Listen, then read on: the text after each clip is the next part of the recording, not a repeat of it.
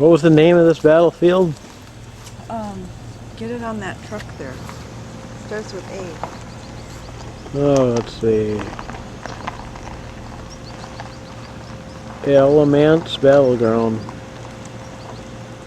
Okay, we were just driving by and my dad saw this place, so decided to stop real quick so take a look at it.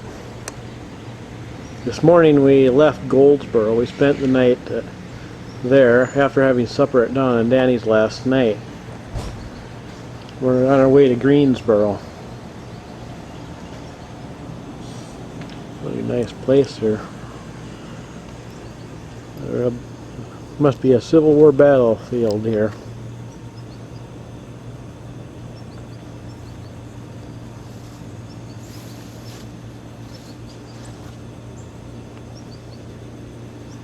This is the Battle of Alamance. We're going to be checking on it to see what kind of battle took place. It's a state historical site, not a national. But we see log cabin at a distance and some other buildings, and they got a visitor center that we're going to go and check out. Okay, this is the battlefield, or at least 75% of it. This area is just exploding in residential growth. I mean, you're going to come out here one day, we're going to be ringed in by subdivision. The local airport has expanded, so we're getting these big corporate jets roaring overnight. As you can see, the highway is getting increasingly busy. Sometimes you just have to stop. We had a group of kids out here yesterday that had to pause. I can't complain about the road. That road's been here then. That road, that's when in the film when they referred to the Hillsboro-Salisbury Road, that's it. And it was a busy road then. Men, you know, people driving herds of livestock to market, sheep, hogs, cattle. So that may be why the regulators were assembled here. You know, we have rest stops today. They had rest stops then along the highways. Maybe, well, this was a field. Governor Tryon said that the battle occurred in a field and that the regulators retreated to the woods. People come ask me what this place looked like then, like I was standing here in 1771. But Well, what did it look like? I can, well, hold on a minute. I'm ready for you. Hang on. I'm going to show you a picture. That's where the encampment for the regulators, and that was the encampment. Mm-hmm. That's nice. They put the flags up, let you know. And he sketched the place. So he was standing right about where you're standing right now. Well, where's it at? That's what he saw. Now that's 80 some years after the battle. Down here in North Carolina, a pine tree could do a lot of growing in it. Now the regulators fought hard at first. This was not a complete rout. The first man killed here was Robert Thompson. He walked across and tried to talk to Governor Tryon. Tryon informed him that he was a prisoner. The guy said something smart to Governor Tryon and went walking back toward the regulator camp, and Tryon is said to have snatched a musket from one of his men and shot the guy in the back. So that makes him the first official casualty. Governor Tryon, when he saw that the regulators weren't going to obey his order to cease and desist, ordered his men to fire.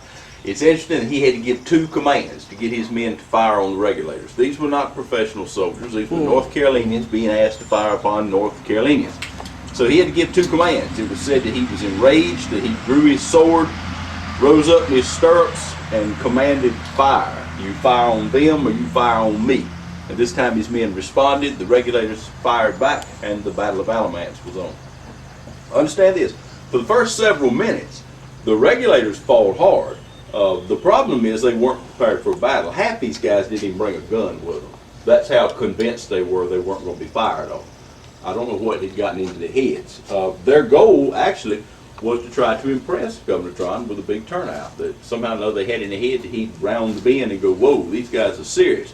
Well, Governor Tryon was serious. He brought 8 cannons with him, 2 3-pounders like this one. This thing fired a 3-pound charge, and he brought 6 half-pounders.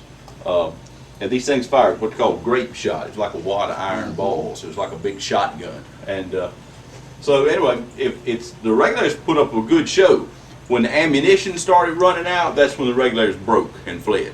A lot more than 9. I don't know where they came up with that casualty figure you just saw, but we think today, most of us who have looked into this thing feel like a lot more than 9 regulators got killed. And this is from eyewitness accounts. So a pretty savage affair. Early in the skirmish, the regulators actually captured a field piece, which was considered a pretty stunning achievement.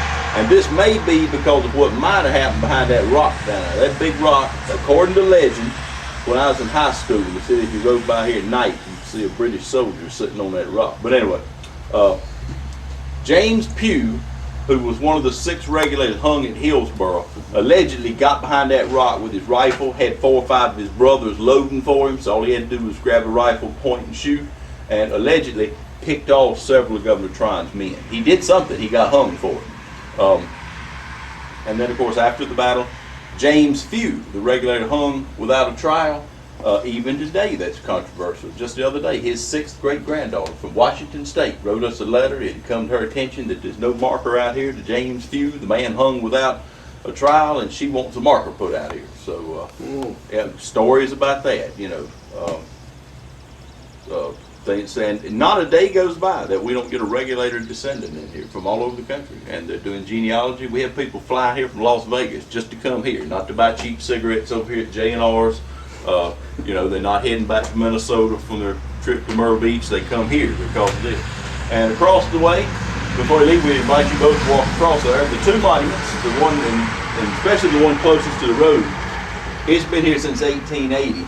They proudly proclaim that you're standing on the first battlefield of the American Revolution. Now, don't get me wrong, I'd love to be able to tell you that. I'd be standing here with my Ranger hat on, making more money than I'm making now. That's just not current thought today amongst most historians. There was a time when a lot of people believed that. In 1880, a lot of people believed that. It's just, the regulars were pretty clear all along. They weren't calling for revolution. They just wanted some of these corrupt officials off their backs. They wanted the taxes lowered. However, use your imagination. Let's say every man had showed up with a rifle or a musket and all the available ammo, and they'd given some thought as to a battle plan. They very likely may have defeated Governor Tryon. Now, what would have took place after that is pure speculation. You know, would redcoats have been sent to, would this have touched off the revolution? Because remember, a lot was going on up in Boston, up in Philadelphia. If that had happened, I might have got my Ranger hat. That's why the other day from Bunker Hill. The federal government's much better funded than we are. Okay, let me put this book back in, and we'll go down and check out the John Allen house. Shortleaf pine and Virginia pine, and these they're set. These were set out in early 1960 when the site was created. We did have one hardwood, that big elm tree. That thing just up and died. And not only did I got to clean it up, but we really missed the shade. That's where we do our annual militia encampment. The guys really enjoyed that shade. These pine trees ain't good for nothing but to make tissue paper out of. I hate these things. But anyway, the sticks. We have, y'all get snow. We have ice storms down here. You talking about a mess. 2 years ago, we had an ice storm down here, put 57 trees on the ground. Had to chainsaw our way in the driveway. There was no power. That's what we get. So. Now this past winter, in this county, we had not one.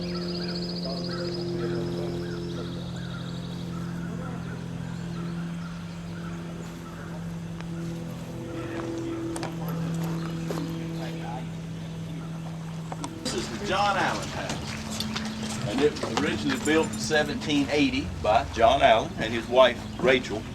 It wasn't originally built here. It was built in Snow Camp, which is about 14 miles away. It was a Quaker community.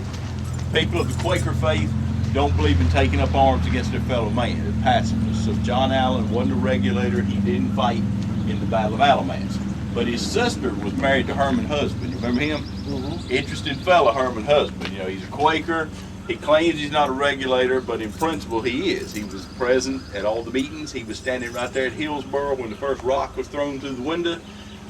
He was here on the morning of the Battle of Alamance, and it was said, now you can look at this 2 different ways. It was said he tried to persuade his fellow regulators into not fighting. When he saw that wasn't going to work, he got on his horse and rode away.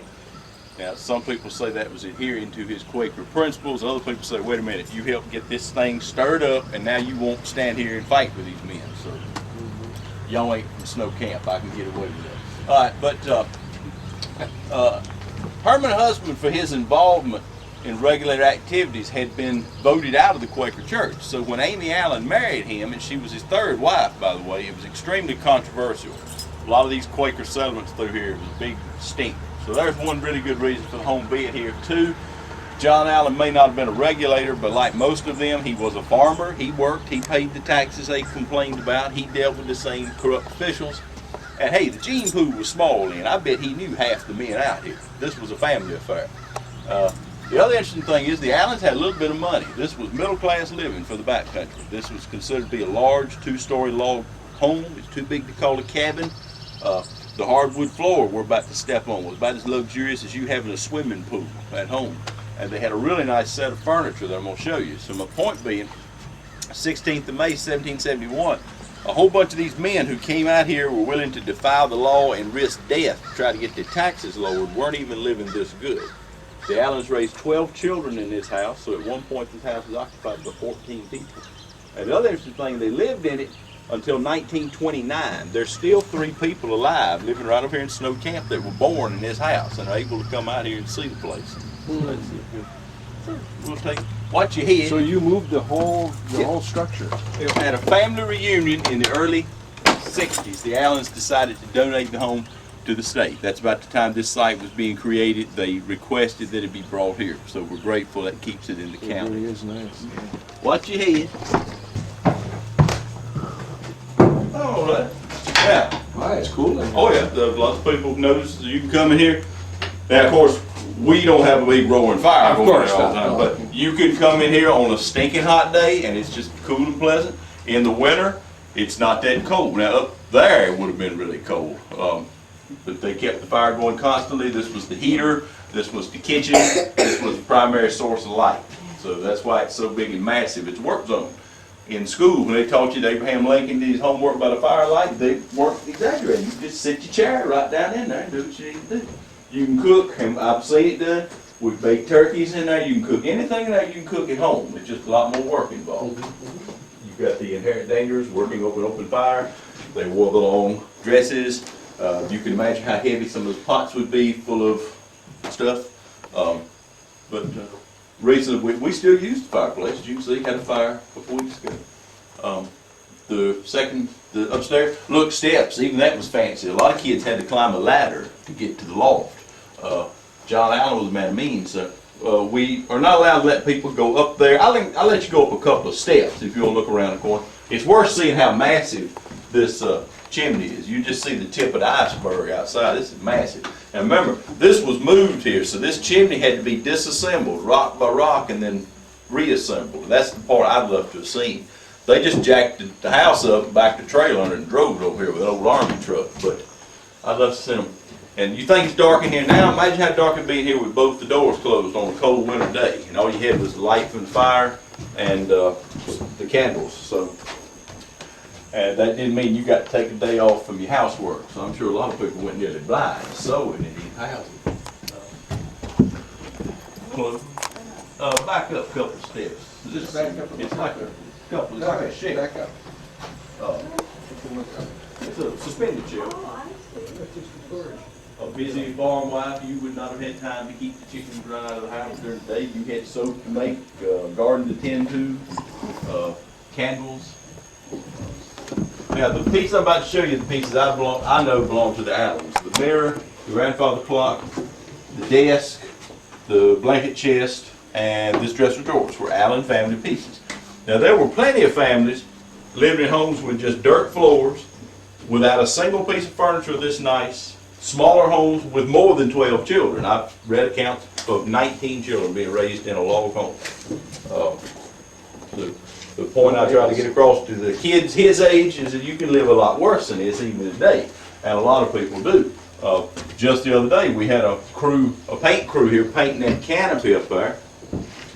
Young man from Mexico, appeared to be 23. I took him through here. He said this is a lot nicer than the house I was raised in, which was made out of mud and pine needles. So the Allens lived fairly well. No nails. I see it's all wood pegs. Nails were very expensive then. They were handmade by a blacksmith. Told me one time that just a single nail cost then the equivalent of 50 cents.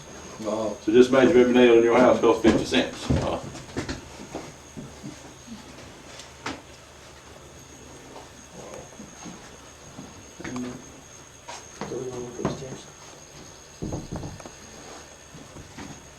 I go up there all the time, but we just can't take a chance on somebody.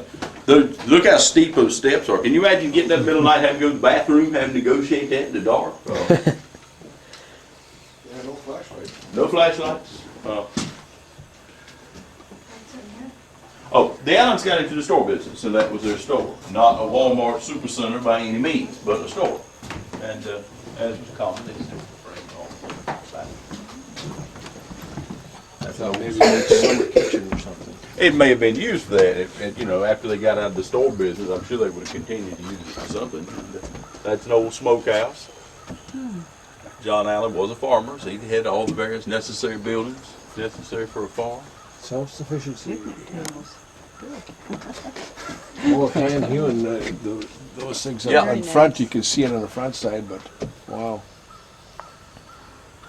See The mud needs to be replaced, the chinking. The last time it was done, those are my fingerprints, you see. The last time we chinked his house, I did it as a young college student. I am no longer young or in college, so I hope we can find us somebody else that needs a project, because that was not a fun job.